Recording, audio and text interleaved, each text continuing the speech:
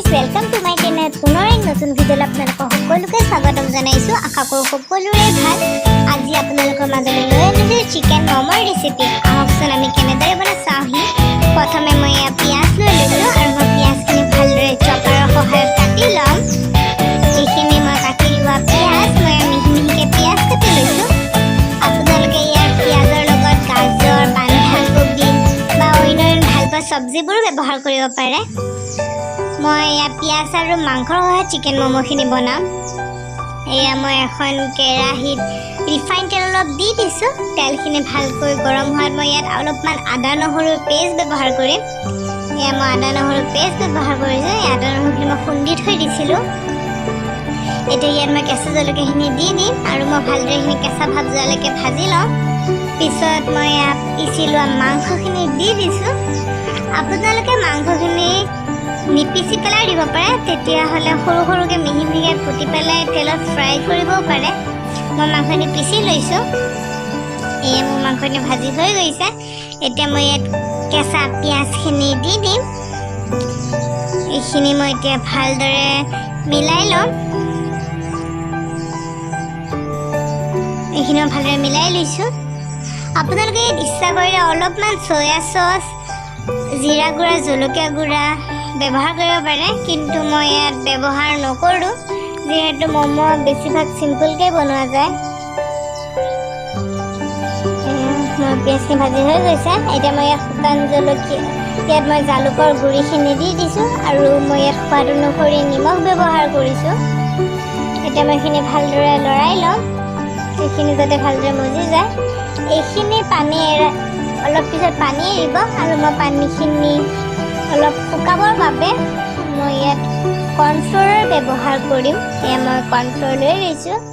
এয়া মই কৰ্ণফ্ল'ৰ দি দিছোঁ যাতে ইয়াৰ পৰা আৰু পিছত পানী ওলাব নোৱাৰে। নহ'লে যদি এনেকৈ থৈ দিয়া যায়, যেতিয়া মই বস্তুখিনি ভৰাম তাৰপিছত পানী ওলায়, তেতিয়া অলপ ঘিলঘিলীয়া নিচিনা হৈ যায়।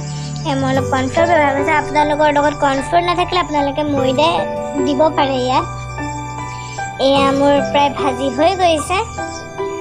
এতিয়া আমি এটা ময়দাৰ ডো বনাই ল'ম। এইখিনি মই ময়দাৰ এটা ডো বনাই দিছোঁ। চবেই বনাবই জানে। এতিয়া মই এইখিনি ভালদৰে সৰু সৰু পুৰি আকাৰত বেলি ল'ম। আপোনালোকে ইচ্ছা কৰিলে ডাঙৰকৈ এখন পুৰি ডাঙৰকৈ পাতলাকৈ বেলি পেলাই আপোনালোকে গিলাচৰ সহায়ত কাটি ল'ব পাৰে। এয়া মই ভালদৰে পাতলাকৈ বেলি লৈছোঁ।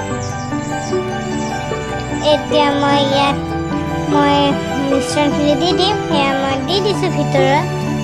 পিছত মই ইয়াতে ম'মৰ শ্বেপ দিম। আপোনালোকে যেনেকুৱা শ্বেপত ভাল পায় তেনেকুৱা শ্বেপতে ম'ম' দিব পাৰে। এয়া মই ম'মৰ শ্বেপ দি দিছোঁ। আপোনালোকে যদি এনেকৈ ময়দাখিনি লাগি নাযায় টিপি দিওঁতে, তেনেহ'লে আপোনালোকে পুৰিখনৰ ছাইডৰ পিনে ময়দা আৰু পানী অলপ পেষ্ট কৰি পেলাই দি পেলাই এনেকৈ লগাই ল'ব। আঠা টাইপৰ লাগি যায় এইখিনি। এয়া মই সেনেদৰে গোটেইখিনি বনাই ল'ম। ইয়াত মই দুটা ডিজাইনেৰে ম'ম' দেখাইছোঁ। পিছে পৰে বাকী ডিজাইনবোৰ দেখাই থাকিম। এনেদৰে মই বাকীবোৰ ম'ম' বনাই ল'ম। এই মোৰ ম'ম' বনাই হৈ গ'ল। এতিয়া মই অলপমান ষ্টিমাৰত পানী বহাই দিছোঁ। এয়া মোৰ ম'মৰ চাটনি। এয়া মই ষ্টিমাৰত পানী বহাই দিছোঁ। পানীখিনি মই অলপ আদা নহৰু দি দিছোঁ যিহেতু মই চুপ বনোৱা নাই।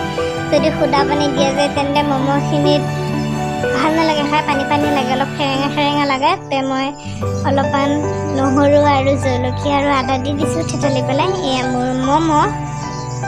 ভালখিনি পানীখিনি উতলিলে ম'ম'খিনি 5-10 মিনিটৰ ভিতৰত হৈ যায়। আপোনালোকে এইখিনি ম'ম'খিনিত আপোনালোকে যেতিয়া ময়দাখিনি মাৰে তেতিয়া আপোনালোকে ইয়াত ফুড কালাৰ ব্যৱহাৰ কৰিব পাৰে। তেতিয়া ইয়াত ৰঙীন ৰঙীন ম'ম' হয়। ম'ম' ৰেডি হৈ গ'ল। মই ম'মৰ চাটনি খুব সাধাৰণভাৱে বনাইছিলোঁ। মই এটা বিলাহী, আদা, নহৰু আৰু অলপমান মান ধনিয়া পাতেৰে বনাইছিলোঁ।